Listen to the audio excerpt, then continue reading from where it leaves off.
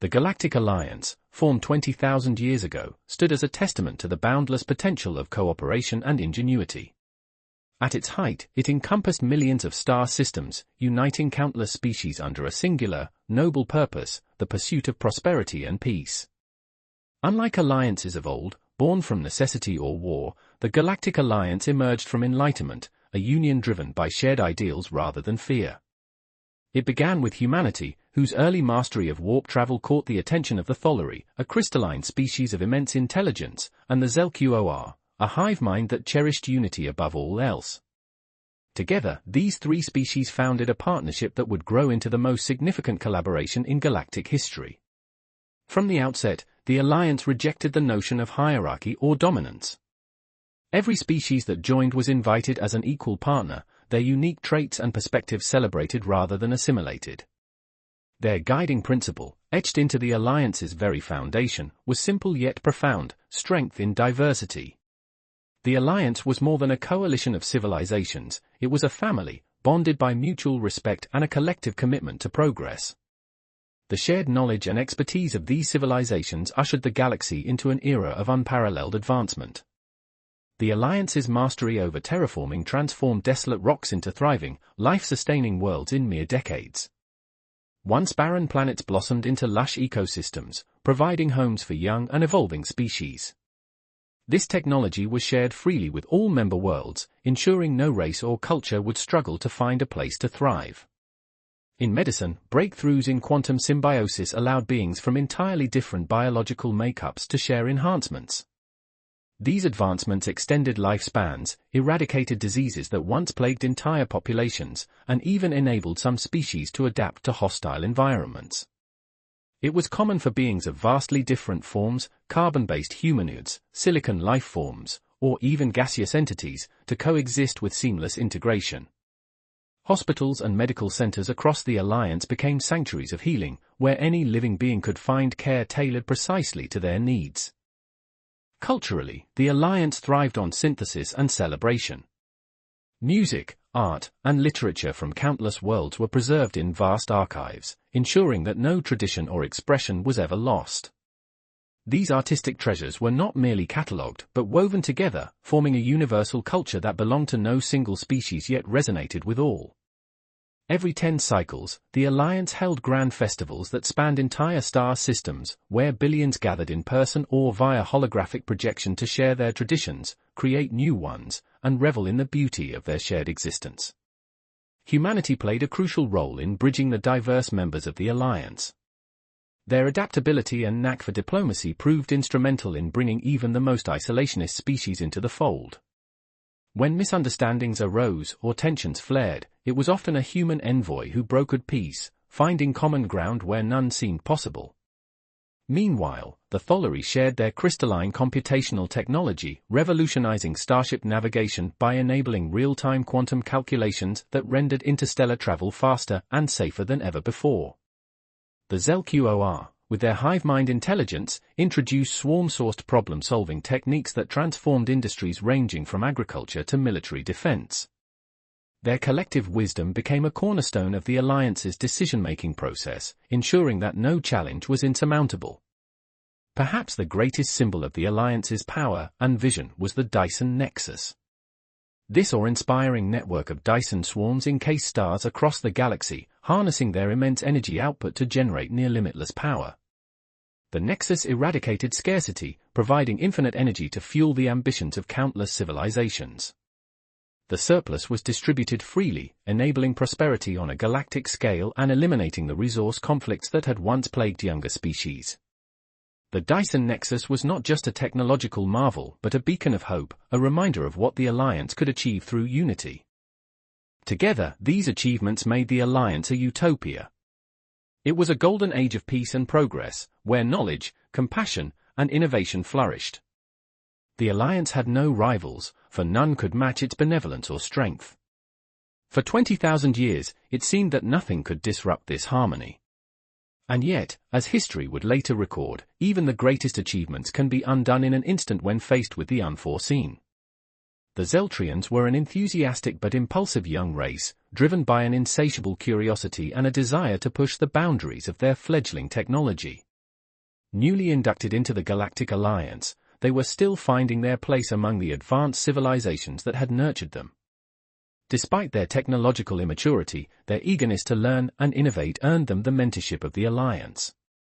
The Zeltrians quickly adopted rudimentary warp capabilities and demonstrated remarkable ambition. Yet, their ambition often outpaced their wisdom, a flaw that would soon lead to disastrous consequences. As the Zeltrians grew bolder in their research, they turned their attention to portal technology, a field strictly regulated by the Alliance due to its inherent dangers. This technology, capable of connecting distant points in space, required precise calculations and safeguards far beyond the Zeltrians' current expertise. Despite repeated warnings and the restrictions in place, they grew restless under what they perceived as unnecessary oversight. Driven by a mixture of pride and impatience, they decided to bypass the Alliance's protocols. In secret, a group of Zeltrian scientists conducted a covert experiment on an isolated moon within their home system. Their calculations were rushed, their safeguards rudimentary, and their understanding of the consequences deeply flawed. When the portal activated, it did not open to a nearby star system or even another region of the galaxy. Instead, it tore through space-time to a distant and entirely unknown galaxy. What lay beyond the shimmering threshold was not uncharted space waiting for exploration, but something far more menacing, the empire of the Krivax. The Krivax Empire was a civilization that embodied relentless expansion and domination. For millennia, they had swept through their home galaxy and the nearby ones, consuming everything in their path. Planets were stripped of resources, their inhabitants either enslaved, assimilated, or exterminated. The Krivax had perfected the art of galactic conquest, and their empire was a patchwork of worlds left hollow and lifeless, monuments to their insatiable hunger. When Krivax scouts detected the Zeltrian portal, they wasted no time in crossing through to assess this new galaxy. What they found on the other side stunned them, the Galactic Alliance. To the Krivax, the Alliance represented a treasure trove of resources and advanced technology, ripe for exploitation. But beyond their material value, the Alliance worlds posed something even more dangerous to the Krivax psyche, a challenge. A thriving galaxy, united and prosperous, stood as a stark contrast to their own philosophy of domination. For the Krivax, the Alliance was not just a target, it was an affront that had to be crushed. The Krivax response was swift and merciless. Within days, they dispatched fleets to the Zeltrian system, obliterating the young race in a single, brutal assault. Their planet, once vibrant with the promise of a budding civilization, was reduced to molten slag. The Zeltrians, in their hubris and naivety, had paid the ultimate price. The Alliance, upon learning of the attack, was gripped by shock and grief. The loss of a member race was an unprecedented tragedy, and the thought of such an annihilation sent waves of horror through the Council. Yet, the full scope of the threat was not immediately apparent. As the Alliance scrambled to investigate the destruction, the Krivax fleets began their invasion in earnest. They moved with calculated precision, striking nearby systems with overwhelming force. Entire planets were consumed, their populations either harvested or eradicated. The Krivax showed no interest in negotiation or mercy, their only language was conquest. For the Alliance, which had lived in peace for tens of thousands of years, this sudden and unrelenting violence was a nightmare come to life. The galaxy they had nurtured and protected for millennia was now under siege, and the cost of their inexperience with warfare would soon become painfully clear. The Alliance, having thrived in an age of peace and enlightenment, was wholly unprepared for the scale and brutality of the Krivax invasion. Their ships, designed for exploration, rescue missions, and peaceful endeavors, lacked the firepower and defensive systems necessary for sustained combat. By contrast, the Krivax had spent millennia perfecting the art of war. Their fleets were monstrous biomechanical constructs, each vessel a living organism capable of adapting to new threats.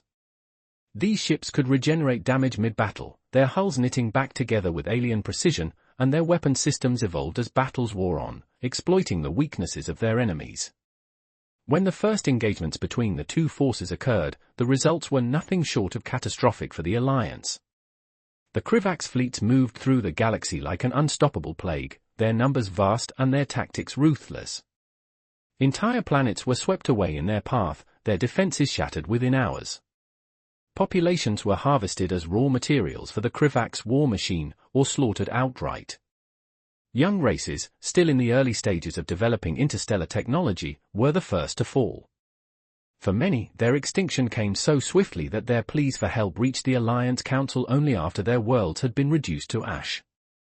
The grief and despair of witnessing so many lives lost so quickly reverberated across the Alliance. Initially, the Alliance's response was slow, hampered by their unfamiliarity with large-scale warfare. Despite their technological superiority in many fields, their lack of preparation meant that they struggled to adapt. However, the Alliance was nothing if not determined. Each member race brought their unique strengths to bear in the fight for survival. The Tholari, with their crystalline computational brilliance, rapidly developed new weapons capable of disrupting the biomechanical systems that powered Krivak's ships. These crystalline projectiles shattered the Krivak's regenerative capabilities, turning their once indestructible vessels into vulnerable targets. The Zelqor hive mind adapted its collective intelligence to battlefield strategy, coordinating Alliance fleets across light years in perfect synchronization. Under their guidance, starships that once served as exploration vessels were retrofitted into deadly combat machines, their crews operating with unmatched unity. Humanity, too, found its role in the war. Lacking the overwhelming firepower of other species, humans introduced guerrilla tactics to the battlefield. They struck at Krivak's supply lines, sabotaged their war efforts from within, and exploited the Krivaks' overconfidence in their numbers. Time and again, human ingenuity turned near defeat into narrow victory. Despite these efforts, the cost of every engagement was staggering. The Krivaks fought without mercy, and for every system the Alliance reclaimed, another fell to the invaders. Billions of lives were lost, and entire planets were rendered uninhabitable, their surfaces scorched and their ecosystems annihilated. The Alliance's greatest repositories of knowledge, painstakingly collected over millennia, were destroyed in the chaos. Archives housing the collective wisdom of countless civilizations were lost forever, the cultural heart of the galaxy burned away in the fires of war. The tide of the conflict began to shift when the Alliance uncovered a way to cut off the Krivak's reinforcements. By salvaging fragments of Krivak's technology, they developed the Aegis Gate, a massive structure capable of closing the portal through which the Krivaks had entered the galaxy. The construction of the gate became the Alliance's highest priority, but its creation was a race against time. The Krivaks, recognizing the existential threat it posed to their invasion, mobilized their largest fleet to destroy it. The Battle of the Aegis Gate would become the most devastating conflict in galactic history. Every major race of the Alliance poured their remaining resources into defending the gate. Their finest ships and bravest warriors gathered in a desperate bid to hold the line. As the Krivak's fleet descended, the skies above the gate erupted into chaos. The energy discharges of superweapons illuminated the void like dying stars, while ships collided and shattered into flaming wreckage. Entire fleets were consumed in moments as the battle raged on, each side refusing to yield. In the end, it was a final, desperate stand led by humanity that secured the Alliance's victory. A coalition of human and Tholari forces launched a daring assault on the Krivak's command ships, crippling their fleet's coordination and allowing the Alliance to push them back. With the last of their strength, the Alliance activated the Aegis Gate, severing the portal and cutting off the Krivak's reinforcements. The remaining Krivak's fleets, stranded and weakened, were hunted down over the next decade, their reign of terror finally brought to an end. Though the Alliance had won, the victory was bittersweet. The galaxy lay in ruins, its population decimated, and its once flourishing worlds reduced to desolation. Yet in their triumph, there was a glimmer of hope, the knowledge that even in the face of annihilation, unity and resilience had prevailed.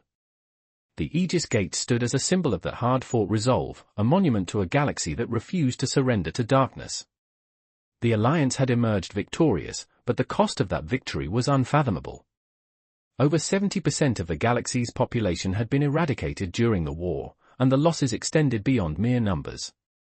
Entire species, some of them ancient and others just beginning to bloom, had been wiped out, their cultures and histories erased from existence. The once thriving worlds of the Alliance now lay silent and desolate, their vibrant cities reduced to ruins, and their skies darkened by the endless debris of shattered fleets. Even the stars seemed dimmer in the aftermath, as though mourning the incomprehensible devastation. The surviving species of the Alliance, battered and grieving, convened on the remnants of a shattered Dyson nexus, one of the few remaining symbols of their former grandeur. It was here, amid the ruins of their greatest achievements, that they confronted the grim reality of their situation. The Krivaks had been defeated, but the threat they posed had not been eradicated. The Empire still possessed the knowledge of portal technology and the ambition to use it. It was only a matter of time before they rebuilt and returned, more determined than ever to conquer the galaxy that had defied them. The Alliance leaders knew they had no choice but to prepare for that eventuality. The survival of the galaxy would require sacrifice on an unprecedented scale. They resolved to rebuild not for immediate recovery or prosperity, but to fortify the galaxy for the war they knew would one day come again. Over the next 3 centuries, the surviving civilizations redirected all their efforts toward this singular purpose. Automated shipyards, vast beyond imagining, were constructed to churn out armadas of warships. These enormous facilities, hidden within asteroid belts and deep space voids, worked tirelessly to rebuild the fleets that had been decimated during the war. Each ship was an evolution of the last, incorporating every hard-won lesson of the conflict. They were stronger, faster, and more adaptable than anything the Alliance had previously fielded. Simultaneously, teams of scientists and archivists worked to recover the technological knowledge that had been lost. Scattered fragments of ancient data were painstakingly reconstructed, even as new breakthroughs were pursued. Advances in energy shields promised greater defenses against future attacks, while developments in artificial intelligence and genetic engineering hinted at the possibility of even greater capabilities. Yet progress was agonizingly slow. With so much of the galaxy's infrastructure destroyed, every step forward was a struggle against the weight of what had been lost. Population recovery presented an even greater challenge. With so many worlds rendered uninhabitable, and terraforming them again will take way too much time, manpower, and resources. S0, the remaining populations were forced to cluster in the few bastions of life that remained. Advanced medical technologies were deployed to accelerate the growth and health of these survivors, but the scars of war lingered. Entire ecosystems had been wiped out, and the time and resources needed to restore them were staggering. Progress was made, but it was painfully slow, and the galaxy remained a shadow of what it had once been. Faced with the enormity of their task, the leaders of the Alliance made the most daring decision in their history. They concluded that the galaxy, weakened and vulnerable as it was, would not survive a renewed assault from the Krivaks. The only way to ensure the survival of their civilizations was to place themselves in stasis. Their fleets would be hidden, their technology preserved, and their populations put to sleep for tens of thousands of years. When they awoke, they hoped to find a galaxy that had healed, strengthened, and was ready to face the Krivaks once more. Massive stasis arcs were constructed to house the populations of the remaining civilizations. Each arc was a self-sustaining marvel of engineering, capable of holding billions in suspended animation. These arcs were carefully hidden in the most remote corners of the galaxy, tucked into nebulae, buried beneath planetary crusts, or concealed within the hollowed cores of dead moons. Automated guardians were left behind to watch over the galaxy in their absence, monitoring for signs of the Krivaks' return and ensuring the stasis systems remained functional. These silent sentinels would awaken the Alliance when the time was right. As the final arcs entered stasis, the galaxy grew quiet. The Alliance, once the shining beacon of peace and progress, became a memory, its people and their accomplishments left behind as whispers in the void. Yet there was hope. Even in the face of unimaginable loss, the Alliance had not surrendered. They had not forgotten their mission, nor abandoned their duty to protect the future. In the stillness of their long sleep, they waited for the day when they would rise again to confront the darkness that threatened the galaxy they had built. As the last of the stasis arcs activated, a profound stillness settled over the galaxy. The once vibrant worlds of the Galactic Alliance, teeming with life and illuminated by the hum of progress, now lay quiet and shrouded in shadow. The great cities, the cradles of innovation and cultural exchange, were left empty. The Dyson swarms, once brilliant beacons of endless energy and prosperity, dimmed to slumbering watchtowers in the void. The Alliance, the proud beacon of peace and progress for over 20 millennia, had receded into the annals of history, its vibrant legacy reduced to scattered remnants awaiting rediscovery. Yet, even in this silence, there was hope. The Alliance had not vanished out of despair, but out of necessity. Its leaders had chosen stasis not as an act of surrender, but as a testament to their unwavering belief in the resilience of their civilizations. They trusted that time would heal the galaxy's scars, that new strength would be found, and that when the moment came, the Alliance would rise again. The final act of the Alliance was to send a communique, a message carried across the stars to every surviving outpost, ship, and automated system. This solemn declaration, etched into the memory banks of the galaxy itself, served as both a promise and a warning. We sleep, not in defeat, but in vigilance. Our silence is not surrender, but preparation. When the stars align, and the shadows of our enemy stretch once more across the heavens, we will rise again. We are the Alliance. We endure.